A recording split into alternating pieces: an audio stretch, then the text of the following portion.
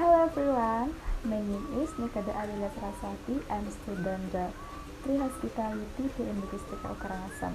In this video, I will review the tasting of fried rice and fried vermicelli. This is fried rice, there is rice, eggs, cabbage, mustard creams. The color is red. It looks beautiful and the taste is tasty with savory and side healthy spicy. Very delicious.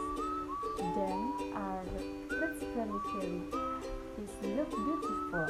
There are mud noodle, vegetable, and chili. The tasty is savory, spicy, and little sweet. The texture is soft and chill. I like it because it is tasty, delicious, and make me want more.